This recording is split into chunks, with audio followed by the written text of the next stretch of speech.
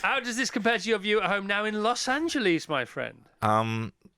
It's a lot bluer out there in Los Angeles. Yeah, all right, we get blue here I'm not too I'm sometimes. not as high. I'm not like high up in the hills. I'm kind of low Hollywood Hills. When did you become a Los Angelino? It's actually nearly 6 years ago now. Right. Okay. Yeah. Any reason for the move? Any big reason for the move? Life never got round to it, and my wife used to live there, and work stuff and sunshine. Room for a small one? But I still come back a lot. Yeah, I know you come back a lot. Well, look, I'm looking here. We'll get on to the album in a bit and the tour, which is going extremely well. We know because people keep texting us about it. I heard a rumour, actually, that you might be coming. Saturday. You keep me We away. had this conversation a few years ago, but I'm so glad. I'm a bit nervous now. Well, I'm sure you're not. I promise not to cause any trouble, at least that I know about. But no, I'm talking about the fact you still present your shows 9 to 11 on Fridays and 1 a.m. to 3 a.m. on Saturdays on Radio 1, the Radio 1 Essential Mix, your legendary show. So do you do that from Los Angeles? Most of the time, yeah. All right, how does that work? Tell us, how do we do that? All right, Mira, write all this down. Okay, everybody. Can we get a budget going for this already? Frothy Coffee Man Logistics. Okay, all right, stand by and go. Yeah, well, it's smoke and mirrors and jigsaw puzzles, and we don't do it live, actually. Most of the time it's recorded, see? You couldn't do that. No, we'd have to do it live. Yeah, you'd have to do it live. So do you have a studio there? I do, yeah, put it in the garage. Right, yeah, with all the kit. Do you rent it out to friends? Only to you. Yeah, we could definitely do you. What kind of studio is it? It's not got a view like this, but is it radio? It's radio and music making, so it's got a bit of both. But it's got a nice microphone. Probably better than this one, actually. Well, now, who has the legendary collection of microphones? Who is that? I can't remember. Oh, it's Brian Adams, isn't it? Right. He collects microphones, and he started it as fun, as a hobby, but they're so good, and some of them are so retro, and you can only get a certain sound out of a certain piece of equipment, like an amplifier or Hammond organ or whatever. The very famous music artist now, they rent his collection from him for the microphone. There you go. When was the tell us about your first ever Dave Doubledecks moment.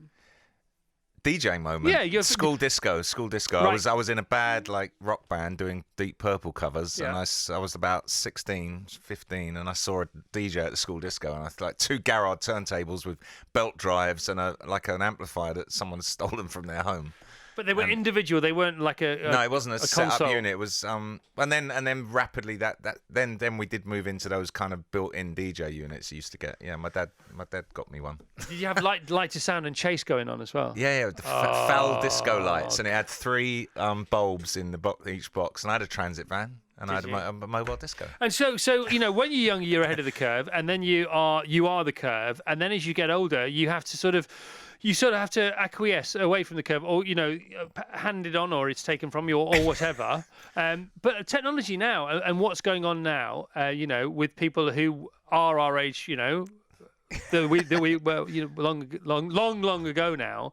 Do you have to feel? Is there any pressure for you to feel current and up with everything? Yeah, to a certain extent, but it's not a problem. I always had this curiosity about new music and discovering new music and sharing it. It was that simple.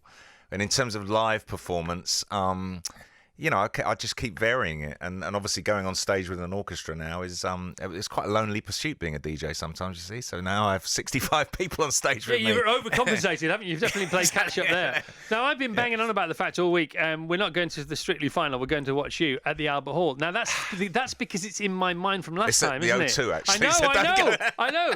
But is that where you played last time? The Albert Hall? It started at the Albert Hall during the proms. I knew there was some link. Yeah. No, I was invited to curate a prom and do something a bit younger and a bit kind of sexier for the prom. So we celebrated going to Ibiza, and that's where it started. And 2015. It went mad, and it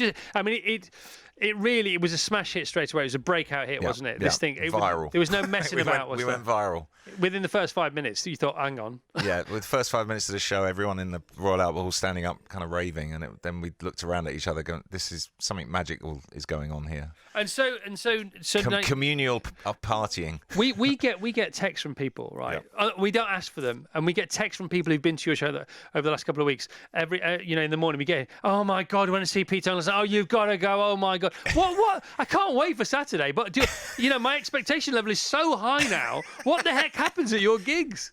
I don't know. It's something about playing this music in large rooms surrounded by so many people. I guess there is a little bit of a kind of football crowd analogy of just being, so many things we do on our own now.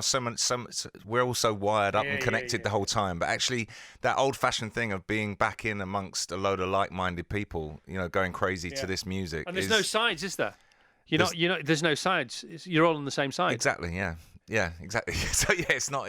It's not Celtic Rangers. And do you find you not only conduct the music, you not only pace the music, and you sort of compose its ebbs and flows, but you see that, don't you? You see that visually with the crowd. If you have a graphic equalizer in front of you, you see the sound waves. Absolutely, you see that in physical form, don't you? Yeah, and it's totally surreal. I mean, I've obviously been playing to crowds my whole life as a DJ, but there's nothing quite like this. The Chris Evans Breakfast Show with Sky.